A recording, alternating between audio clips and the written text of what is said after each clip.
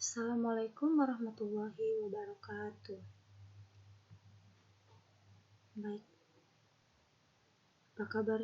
apa kabar semua?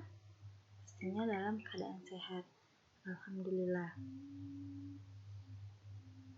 Sebelum kita memulai pelajaran pada hari ini, marilah kita bersama-sama melafazkan basmalah. Bismillahirrahmanirrahim. Baiklah, pada hari ini Ibu akan menyampaikan materi mengenai statistika dengan subtema penyajian data. Pada materi sebelumnya kita sudah mempelajari mengenai populasi dan sampel.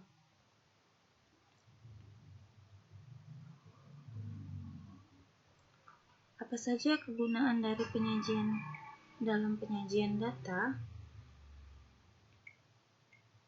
Nah, dalam kegunaannya itu yang pertama, kita dapat mencatat data secara sistematis. Lalu dapat meringkas data dalam bentuk yang lebih mudah untuk dianalisis. Yang selanjutnya itu dapat menyelesaikan suatu gejala sebab akibat yang sangat rumit. Apa saja syarat dalam menentukan data? Yang pertama itu data yang kita miliki harus objektif, representatif, reliable, dan harus relevan dan up to date. Kenapa dia harus objektif? Data yang apa adanya, tidak ada rekayasa. Nah, dalam penyajian data itu juga terbagi menjadi dua bagian. Ada data tunggal dan ada data kelompok. Di sini penyajian data dalam bentuk tabel atau daftar.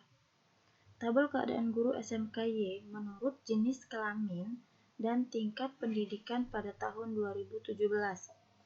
Nah, pada contoh tabel yang pertama, ini merupakan data tunggal. Pada tabel kedua, tabel tinggi badan siswa kelas 11 di suatu SMK, ini merupakan data kelompok. Kenapa yang pertama ini dikatakan data tunggal? Karena data yang disajikan secara satu persatu. Nih, jenis kelamin laki-laki dan perempuan. Di tingkat pendidikan, D3 berjumlah 6 orang, S1 16 orang, dan S2 2 orang dengan jumlah laki-laki 24 orang. Sedangkan perempuan D3-nya 2 orang, S1-nya 30 orang, dan S2 4 orang dengan jumlah perempuan 36 dan jumlah keseluruhan ada 60 orang. Nah, ini merupakan data tunggal. Yang selanjutnya, tabel tinggi badan siswa kelas 11 1 di suatu SMK. Ini merupakan data kelompok. Kenapa dikatakan data kelompok? Karena data yang disajikan berdasarkan interval tertentu atau dikelompokkan. Nah, ini 150 sampai 155 itu berjumlah 3 orang. Ini pada 150 dan 155 ini memiliki panjang intervalnya 6. Berbeda dengan tabel yang pertama ini merupakan data tunggal. Nah, yang selanjutnya penyajian data dalam bentuk diagram atau grafik. Nah, dari tabel ini ada tabel jenis pelanggaran. Ini merupakan tabel data tunggal. Data tunggal, kehadiran 80, kerapian 60, ketertiban 40, dan administrasi 20 orang dengan jumlah pelanggar ada 200. Yang selanjutnya penyelesaiannya. Nah, jadi kita langsung saja buat diagram batang. Nah, yang pada bagian bawah ini adalah jenis pelanggaran, Yang di samping kiri ini jumlah pelanggaran. Jadi langsung kita masukkan. Tadi kehadirannya tuh jumlah pelanggarannya ada 20, kerapian 40, ketertiban 60, dan administrasi ada 80 orang. Nah, yang selanjutnya ada diagram grafik. Nah, diagram grafik ini hampir sama dengan diagram batang. Kalau diagram batang tadi jumlah pelanggarnya itu dibentuk seperti batangan atau balok-balok. Nah, pada diagram grafik ini itu dibuat hanya grafiknya saja. Ada contoh, tabel berikut menunjukkan data perkembangan hasil produksi PT Index yang terjual dari tahun 2013 sampai tahun 2017. Nah, ini ada tabel, ini jenis data tunggal. Nah, langsung saja kita menjawab. Di sini adalah tahun produksi, di sini adalah jumlah penjualan. Hampir sama ya, dapat kita lihat pada tabel ini. Hanya saja pada diagram batang itu ada gambar batang atau balok. Nah, pada diagram garis hanya kita gariskan saja. Misalkan ini pada 2013 jumlah penjualannya itu ada 10.000 unit. Nah, terus 2014 ada 20.000 unit. Tahun 2015 itu ada 15.000 unit, 2016 ada 10.000 unit, dan 2017 ada 30.000 unit. Yang selanjutnya diagram lingkaran. Sama, masih dalam bentuk data tunggal. Tabel berikut menunjukkan data jumlah SMK di 5 kota. Ada kota A, B, C, D, dan E. Dengan banyak SMK di kota A 100 SMK, di kota B 200, kota C 400, kota D 80, dan kota E 20, dengan jumlah keseluruhan dari 5 kota ini adalah 800 SMK. Nah, cara penyelesaiannya. Nah, kita dapat menghitung menggunakan rumus yaitu banyak SMK dibagi dengan jumlah keseluruhan dikali dengan 360 derajat. Nah, ini kota A. Kota A ini terdapat 100 SMK. Nah, dibagi dengan jumlah keseluruhan itu ada 800. Jadi 100 dibagi 800 dikali 360 derajat sama dengan 45 derajat. Dan seterusnya. Ya, dapat dilihat. Lalu setelah selesai dihitung, kita langsung membuat diagram lingkaran. Kita masukkan sesuai. Ini kota A 45 derajat. Dan untuk kota B 90 derajat. Kota C 180 derajat, ini ya. Dan kota D 36 derajat. Kota E 9 derajat. Selanjutnya ada diagram batang daun. Ini ada contoh, perhatikan data dari nilai tes matematika untuk 25 siswa berikut. Nah, ini ada nilai tes matematika dengan jumlah 25 siswa.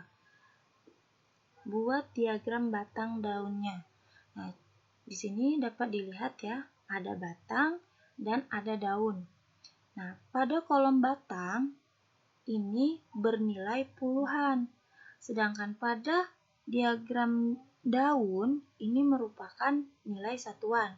Nah, dapat kita lihat pada kolom batang ini ada 4 ya. Nah, 4 ini bukan nilai 4 saja, tapi 40. Nah, pada kolom daun ini ada 4. Jadi, pada kita baca 44, 45, 47, 48, 49. Nah, jadi ini berjumlah 1, 2, 3, 4, 5. Nah, di sini terdapat nilai matematika dengan jumlah siswa yang mendapat nilai 44 sampai 49 itu berjumlah 5 orang. Sama cara membacanya, ini bernilai puluhan, jadi 50, dan pada kolom daun itu bernilai satuan, jadi dibaca 53, 55, 56, 58, yang berkisaran mendapatkan nilai 53 sampai 58 terdapat 5 orang, dan seterusnya. Jadi jumlah keseluruhan ini dapat kita hitung 1, 2, 3, 4, 5, 6, 7, 8, 9, 10, 11, 12, 13, 14, 15, 16, 17, 18, 19, 20, dan 21, 22, 23, 24, 25. Jadi benar ya, ini nilai teknik matematika untuk 25 siswa.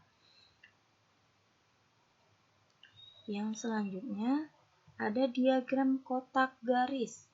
Nah, di sini dapat dilihat ya gambarnya. Ini nilai minimum, kuartil pertama, kuartil 2, kuartil 3, dan nilai maksimum. Langsung saja ke contoh. Suatu data memiliki nilai minimum 3, nilai maksimumnya 10, kuartil 1-nya 5, kuartil 2-nya 7, dan kuartil 3 itu 8. Buat diagram kotak garis atau statistik 5 serangkainya. Nah, cara penyelesaiannya sama seperti pada yang kotak garis yang pertama ini, tinggal kita masukkan nilai minimum.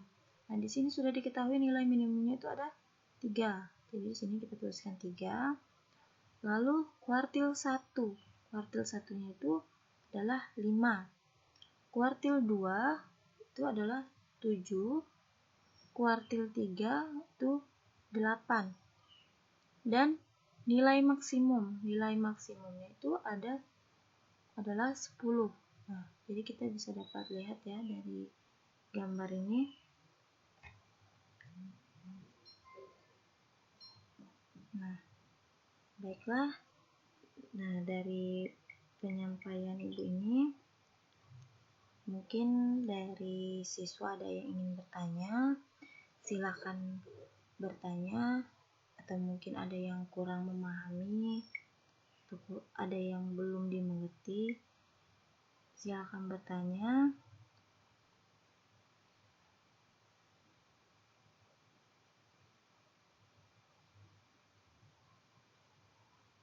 Di dalam dapat kita simpulkan dari materi pada hari ini, apa itu data,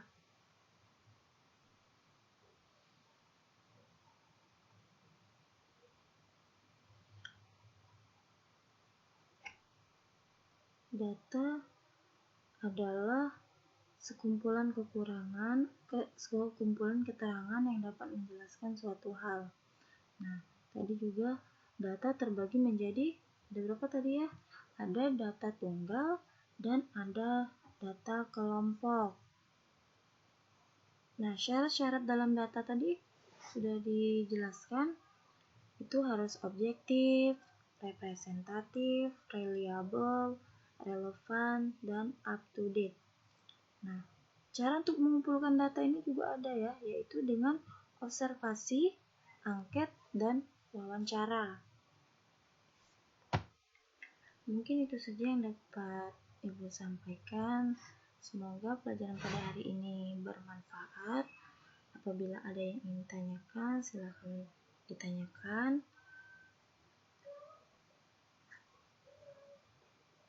Apabila ada kata-kata salah, Ibu mohon maaf. Ibu akhiri. Assalamualaikum warahmatullahi wabarakatuh.